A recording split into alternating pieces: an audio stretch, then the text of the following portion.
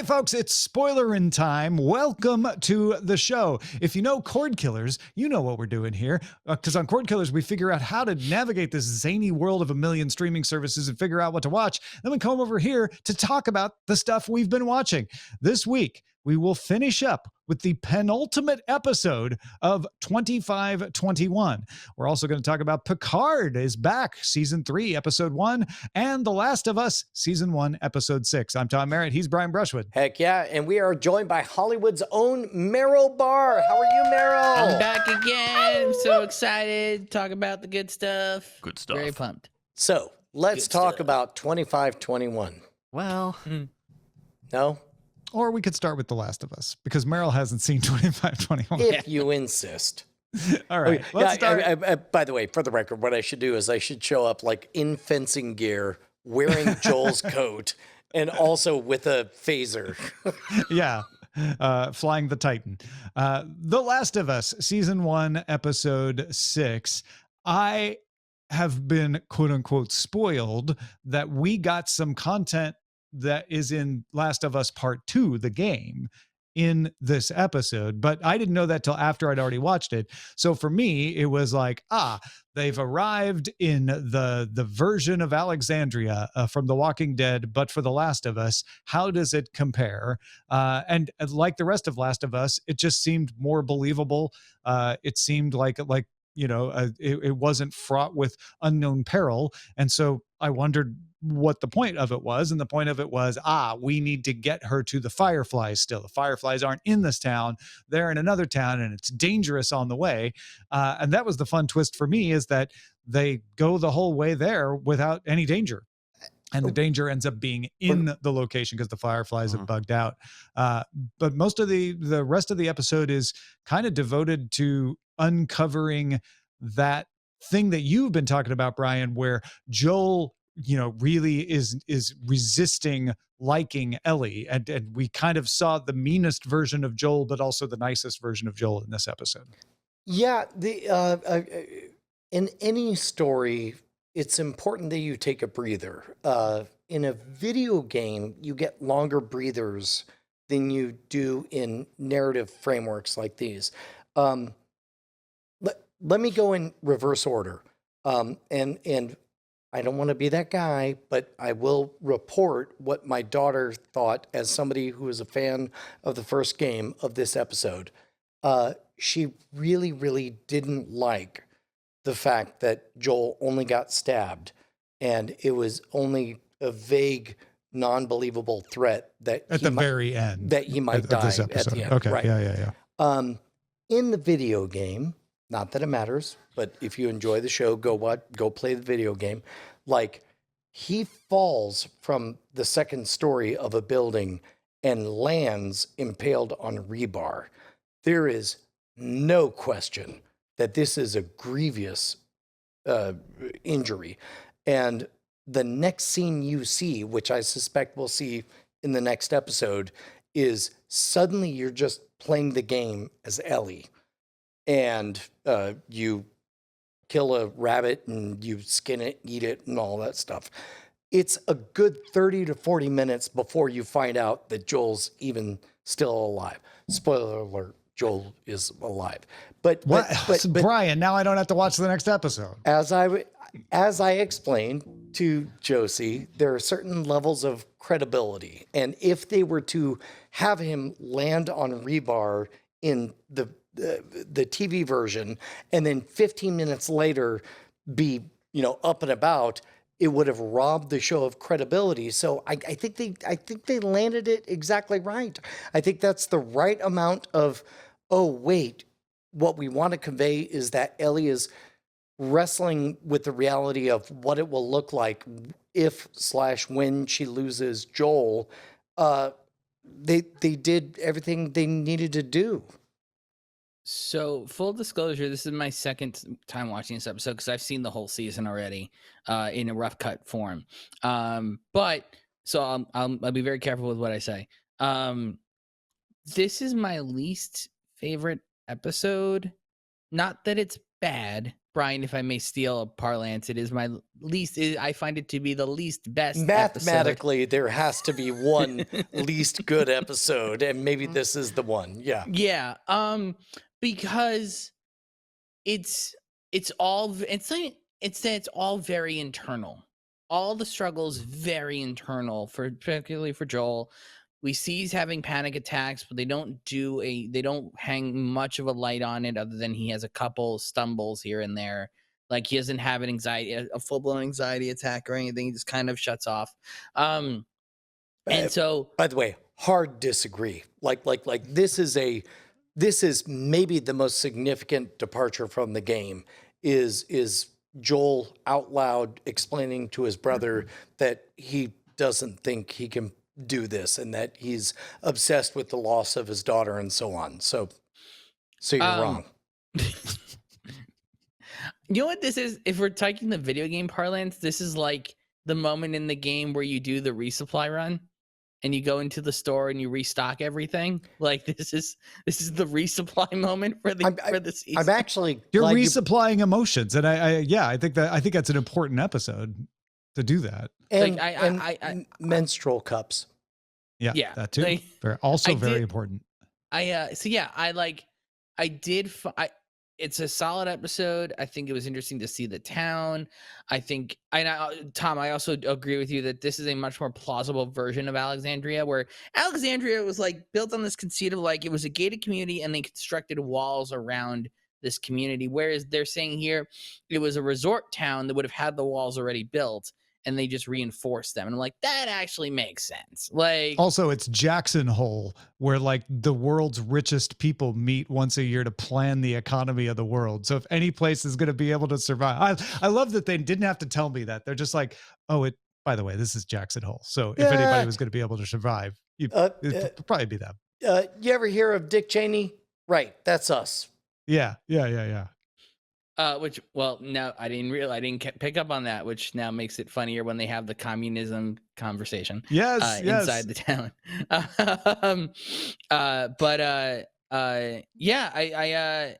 I found it. There were solid moments within the episode.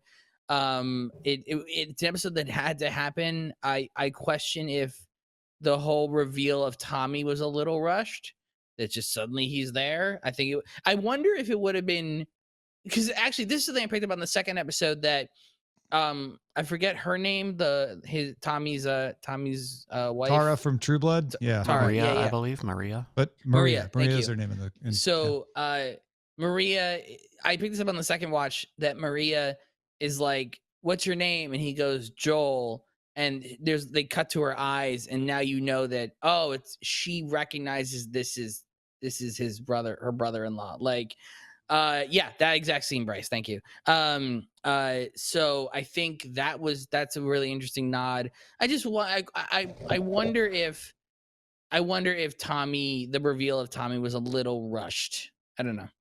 I loved it, not knowing what's coming or having played the game, that this keeps subverting my expectations and providing me Tommy at this point made me go, oh, so Tommy's a MacGuffin too. Great.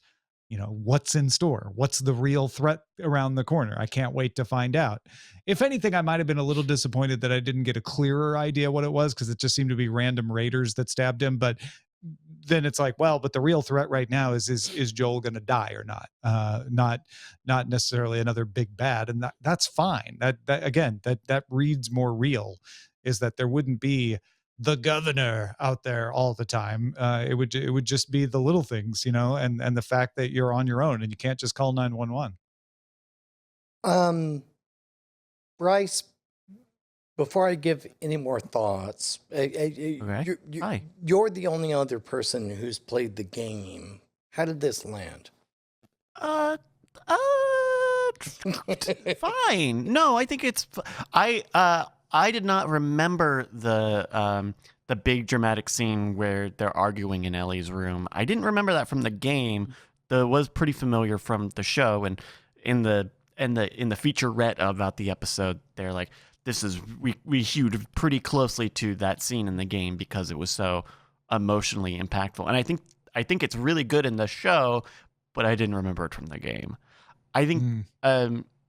I think there's an interesting conversation about like how soft is Joel, and how and if we're cutting too quick to from beat to beat, which I think is fine. I think we're at a good clip, but I do think Joel is pretty is still pretty soft. I mean, we've talked about this before, but Yeah. And but- it doesn't bother me one whit because I Sure. don't have an expectation. So it doesn't necessarily, I don't think it means that he's a bad character, but it is changing the dynamic, and that could be good or bad. Because what I was expecting is, oh, we're going to see a wavy line of Joel softening up on Ellie and then toughening up. And this episode really fulfilled on that prediction in a big way, where he toughened all the way up, but then softened all the way up. yeah. Tom, do you have any knowledge or expectations of anything that happens forward from here? I don't know. Other than now I know that Ellie probably is going to dress that rabbit that she stole from the two people. Okay. Well, then, in that case, this will be an abbreviated What? spoiler in time. Because all I want to do is talk about Let's talk about what happens what next. they're setting up. Yeah, let's not talk about All that. right, all right. Let's talk about the show. Gotcha. Brian, I will say, having seen what comes next, I can caramba. feel the pain inside you. No, we're not talking. Come on.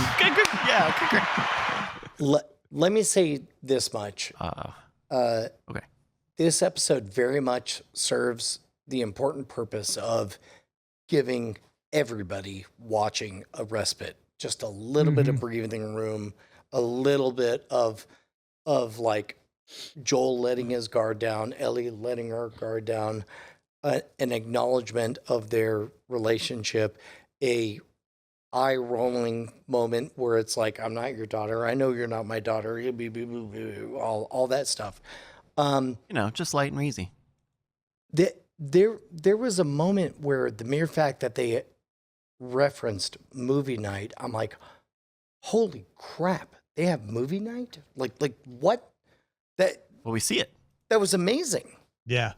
And any movie that was around in 2003 that was in the theater, that's what they have to watch. I saw a hilarious tweet a few weeks ago where someone said the apocalypse happened in the world of the show on the day the rundown came out. So there are people who went into the theater to see Dwayne Johnson's The Rundown and came out to this. And that made me laugh so. That's a perspective setter for sure. I'm just Yeah. glad they lived to see the Summer of the Shark. All right. That is the last on The Last of Us, season 1, episode 6.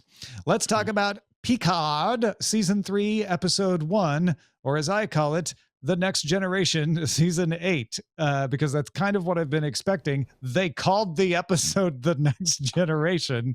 And I'll be honest, as a TNG fan, and as somebody who's seen all the TNG movies, this felt right in line with where we have been in this universe so far. And I enjoyed it. I wasn't jumping up and down screaming, but it was fine. Brian, where'd you fall? Merrill, what did you think? Brian's hunting all right. Merrill. Okay, Oh. Merrill, I have where'd a you fall? question. I have a question. All right. Do not throw me over the ship, guys. I'm sorry. I'm not a Trekkie. Okay. I said it. Okay.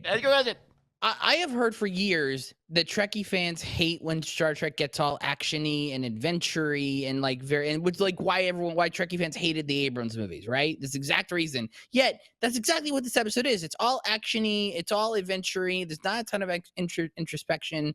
And legitimately, it does look very Abramsy. Yeah, so but yet all the Trekkies I know are like, this is awesome, it's great, this is exactly what What's your Picard should have always been." question? What's the question? so Ask your question. There are people in the world who didn't like one thing. Why is everyone acting like this is awesome? Because they're when- not the same people, Merrill. It's a lot of people in the world. That's why. Like, Yeah. It's a very simple answer. Yeah. The people who are complaining about the one thing are not the people praising the other thing, because they're not all the same. I feel like this is a great setup. I enjoyed it. I don't have a huge connection to TNG. I know of the characters of TNG. I like what I'm seeing. I like what is being set up. The more 7 I get, the happier I am. So, I'm happy that we're doing a lot with 7. So, Tom, Brian, you can't punt forever, but yes. Did you get very, very strong, like we're just doing Star Trek 3 vibes from this? Well, it's not Star Trek 3. Star Trek 3, the Abrams? No. thing? The Search for Spock, where they literally The Search for stole Spock. a ship and went rogue. I did not, but now that you say that, I can sort of see it, and Data would be the Spock, I guess, right? Yeah. Cordkillers always has been, gmail.com. yeah. No, it Yeah, just right. felt, all of it felt very, very familiar. Very Look, familiar. I look. will not dispute that. Like comfy blanket for me, but maybe annoyingly hot blanket for others. I'm a fan of remixes. I don't mind familiar beats being played in a new way. It seems like that's what they're going for in a Mhm. new way, but boy, oh boy, was this particular premiere a little bit slow for my tastes. I Yes. was kind of looking forward to literally anything other than table setting happening. Yeah, this was a lot of table setting. I enjoyed the table personally, but I'm not going to dispute that. This was very like, let's get all the pieces in place. But- Picard has a tendency in its first 2 seasons to get all the pieces in place and then spend the next episode looking at the pieces. Very hoping that's not what happens next episode. By the way, that kid is totally Picard's son, right? Like that's what they're setting up, right? Wait. That's got to be what. No, they're no, setting it's up. somebody else's son. No, it's it's Beverly's son. Oh, you're But saying he's got a because, British because there's accent. all this talk from Picard in Act 1 Yeah, about and legacy Beverly and his- Picard have a history. So. Okay. Like that's got to be setting up that And guy he's old is- enough. The last Yeah. time I saw Beverly, was was 20 years exactly ago, and the he's a- age of this young man. Right. So I'm just saying, like, I feel like that's the route we're taking. Is Picard's going to find out? How did he that- get the accent if he never grew up with Picard as his dad, though? it's born. Maybe he's born with it. He was born this way. He's born that way. Yeah. Yeah. Okay. Fair enough. But yeah, right. it's like I think we're setting up to that. I think Yeah. we're and also I did enjoy like the setup of like there's now this big weapon and that's our MacGuffin is finding the weapon and Look, you both made the major mistake of thinking while watching this episode and noticing things. To be honest, It's just gonna that get is- in the that way is for the enjoyment. Oh, no. best If you wanna- universal advice to anybody watching any season of Picard is brain disengage.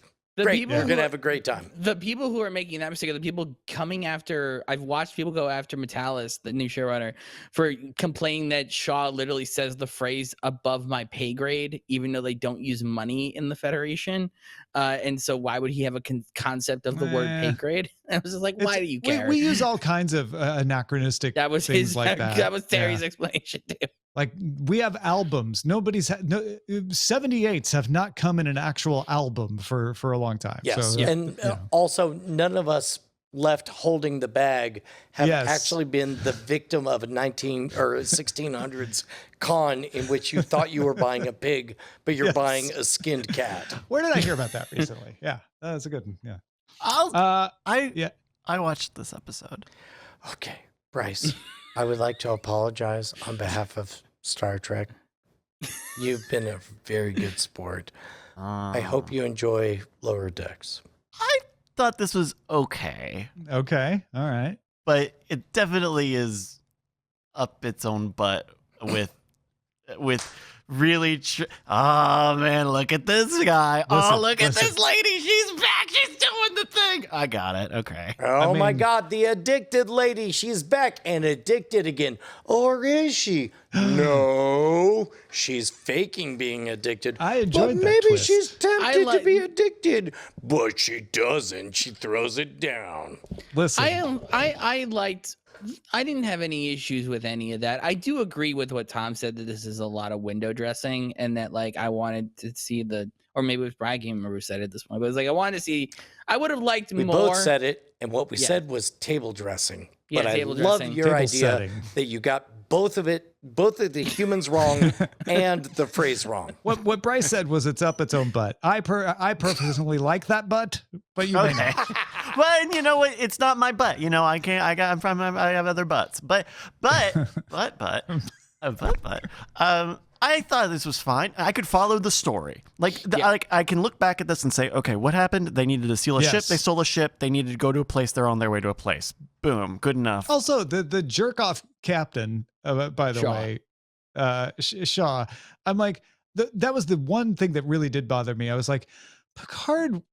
Why do they play Picard in all of these seasons like he's like always doubting himself? The whole bit of Picard is he knew how to handle himself, isn't it? His whole thing in Next Generation was he always knew how to handle himself. He knew what to do, and he knew to draw the line this far, no further. And we see him just cow to this guy, like, oh, I guess you caught me. I'm like, I could buy that an old Picard would not be as good at handling himself, but I don't buy that he would just be cowed by. But they said Captain Shaw. Do set it up like they set it up as him and Riker are going to the ship when they're in their little. And they also set it up in terms of there's a brief beat where Picard is having to explain why he likes being a hoarder. Yeah, but the legendary Captain Picard. This is like General Patton has just walked in, right? And some snot-nosed captain is just going to mouth off to him and get away with it. I don't know. I don't know if I buy that. I buy it if the Shaw character, which he is painted as being cocky and arrogant, which he is. Oh, sure. Like I buy that Shaw might do it. I don't buy that Picard would tolerate it. I think, because I think Picard has a larger goal. Picard knows they need to get the Shaw to reroute the ship. Right. So he's letting him do it in hopes that he can the failure. Picard's failure is that he doesn't know how to con people. That's a very people. Janeway move, not a very Picard move.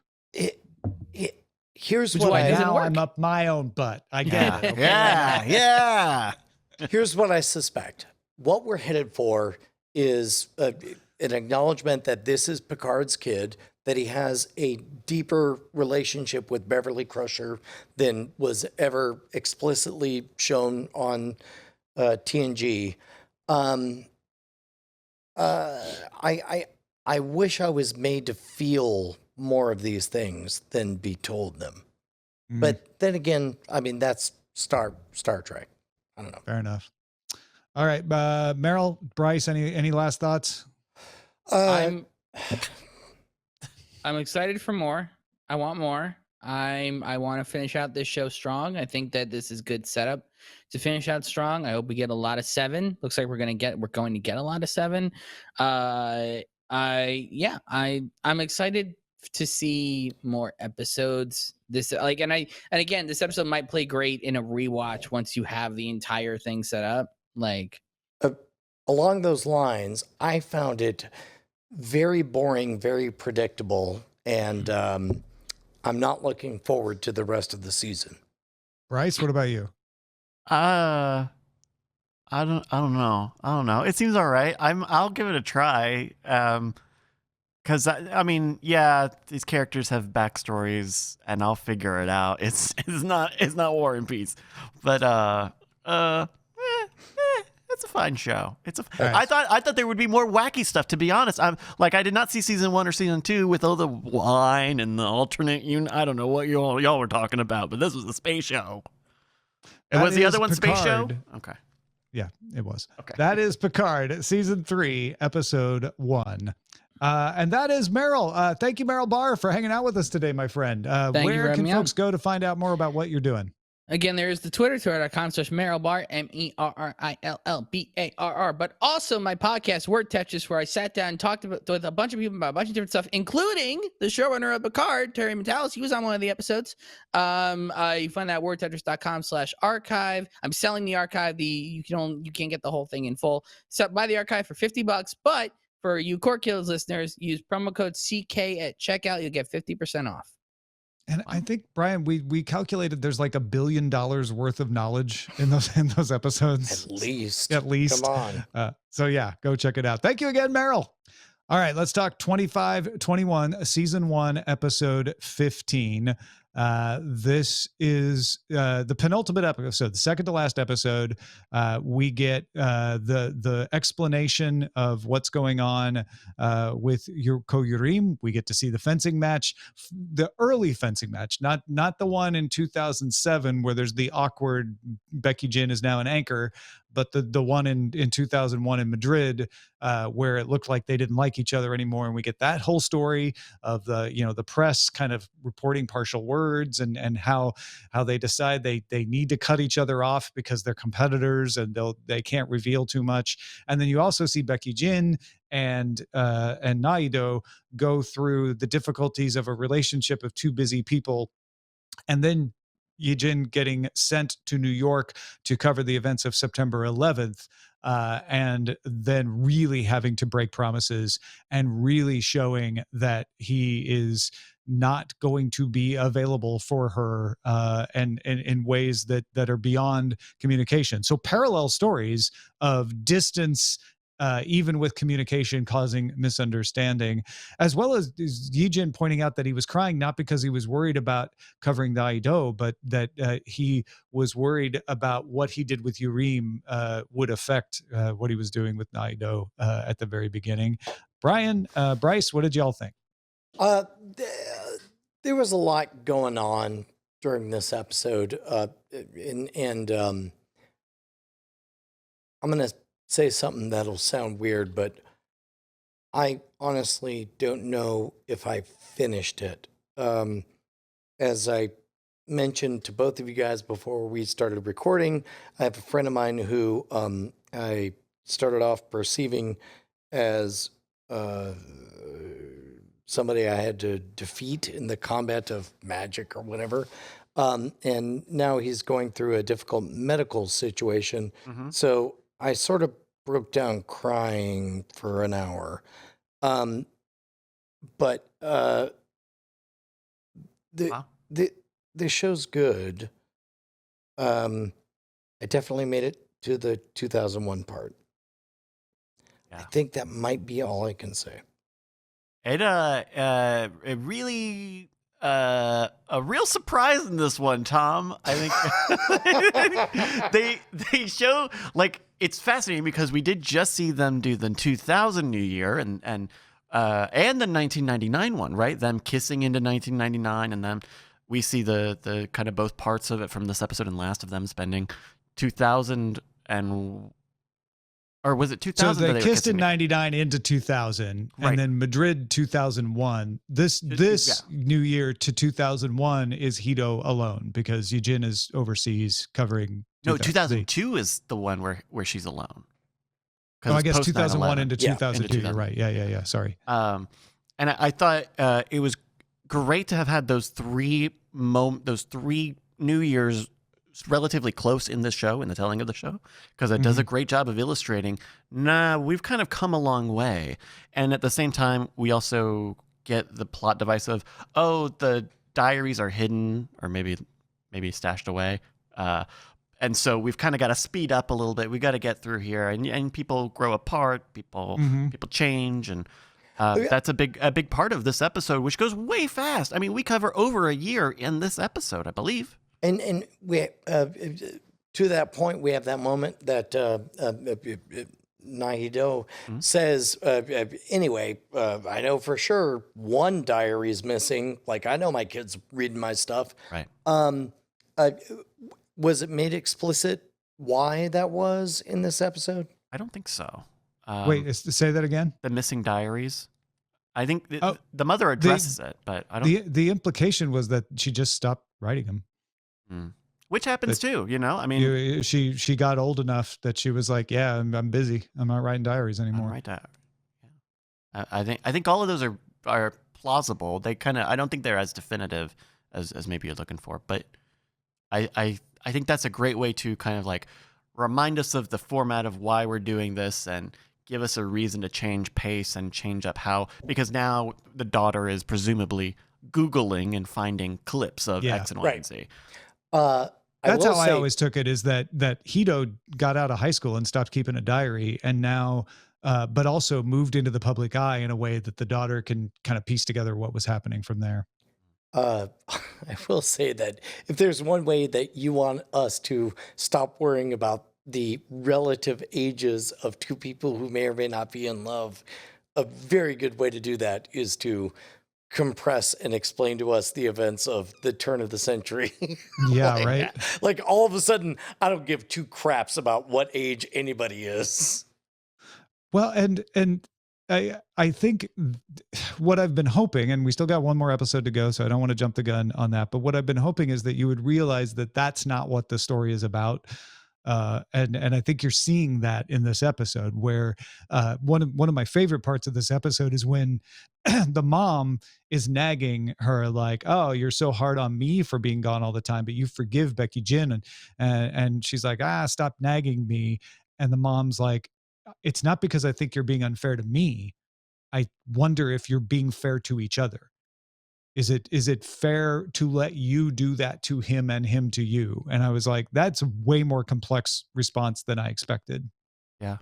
Yeah. And I thought that was a great dilemma. I thought that was a great character Like, dilemma. I'm for not them to go nagging through. you because I feel bad that you picked on me. I'm nagging you because you were right about what I did. And now you're doing it to each other, and you should be aware of that. Yeah. Yeah. And that's such a great fold into their relationship. Nahido and her mom have this incredibly strained dynamic, and there's very few times where it's anything other than that. And Becky Jean, Hido's got a totally different foundation. They love each other, they're smitten with each other, and so maybe that makes that martyrism, for lack of a better word, and maybe that's going to make that hurt even more. Yeah.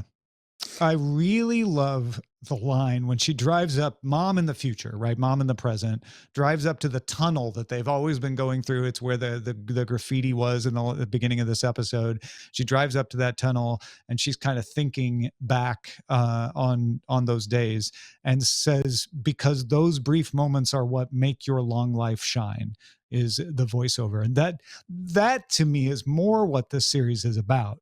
It is about, these moments may not be like, and they were together forever, or they never had a problem, or their friendship never faltered. No, we've seen in this episode all of those things put to the lie, but just the fact that you had them is important. I thought that's an interesting take out of this episode as well. Yeah. Your life is the things that you do waiting for it to get over. Yeah. Life is the things that and you choose. have those moments all the way through. I do enjoy. Is it Becky Jen is the guy? Mm-hmm. Is that right? Yeah. Eugene. I enjoy seeing him like fully competent as a news reporter. Yeah. He's the one. He was, for the majority of the series, the underdeveloped one, where it's just like, could you just get literally one thing right? And then now, because he's been a coddled rich boy all his life. That he is there, yeah. Yeah, and he had to work at it to kind of get to that point. But I do think he's shown his skills similar to how, less than Hido has with the fencing, but we do see him over and over again shine as a journalist, including in this episode, but in previous episodes, like the water, like the rain thing, all of the stuff he went through to get Hido through that competition earlier in the season. I also thought it was really fascinating. Certainly, as someone from the U.S., it was fascinating to see a Korean perspective, to tell on September 11th, but also just that perspective on a reporter who is put in the job of going and talking to people at their worst moments. That is why I hesitate to call myself a journalist sometimes, because I do not like being a reporter. I do not want to do what Eugene is doing here, but there are lots of people who do, and it's an important thing that they do.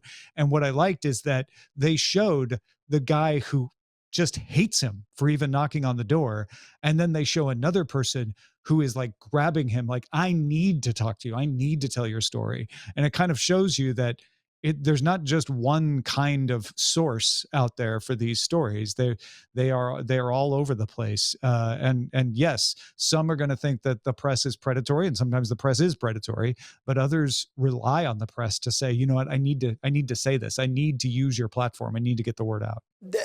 There was a moment that I would really love to know what the writers and directors were aiming for during.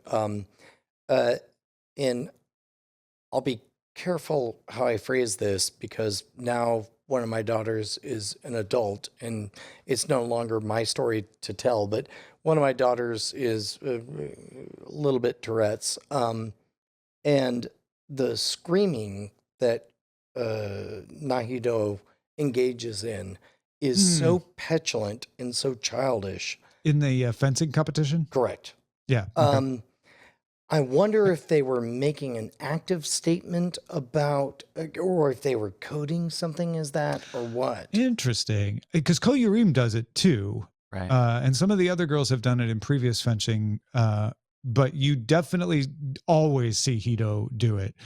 I don't know the fencing world enough to know if like, oh yeah, no, that's all fencers do like that. It's screaming at the end is a common thing. Or if it's a like, oh no, we're showing you something about this character. Because tennis is like that. By emphasizing. You Yeah. know, the grunting. And I think especially for fencing where you have to be very composed and very limited in your movement. I have to imagine once the round is over, you just have to release all that tension. Yeah. You know, hence the screaming. I do like watching fencing, but I haven't watched enough of it to be able to say one way or another on that. That's an interesting question. Yeah. You said penultimate. Is it? Next week is the finale. Yeah. It's gonna be. We got one more. We'll find out who wins. 25 or who 21? Wins? Who got 25 and who got 21? What's the final score? Finally. Yeah. So at the very end, remember that we have the story of Yurim. We find out later realizes that she can't tell Hito the things she wants to tell, and rather than edit herself, she just decides not to answer the emails, and Hito doesn't know why. They figure it out later. We echo that at the end of this episode where Hito is calling Yijin, and he's just not picking up anymore. He's not calling her back, and that she hears from her mom that he has applied to stay in New York as a correspondent. And so she didn't even hear it from him. The last time she talked to him, he was like, yeah, I'll be back by this date. I can't wait to see you.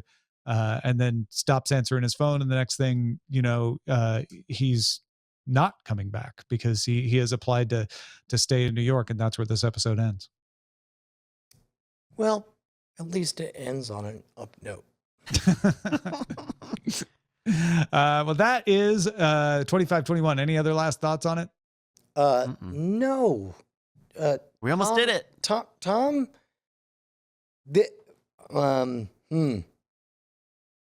We'll have a talk about why this was your favorite. Oh, whoa! We're gonna have a sit down meeting about why you thought. Is this a finger wag talk? Hey, you're gonna talk about this. No, and this is like we began this journey because I wanted to understand why Tom loves it. Okay. And we're gonna end it with me wondering why Tom loves it. So little faith. So little faith.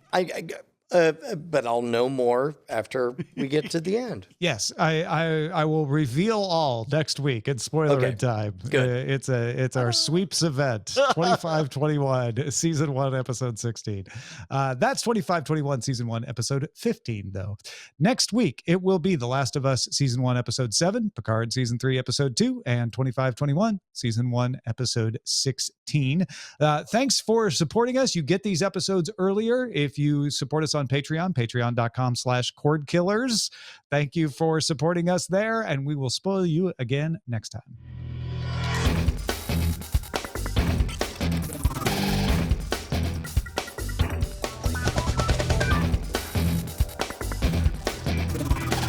Diamond Club hopes you have enjoyed this program.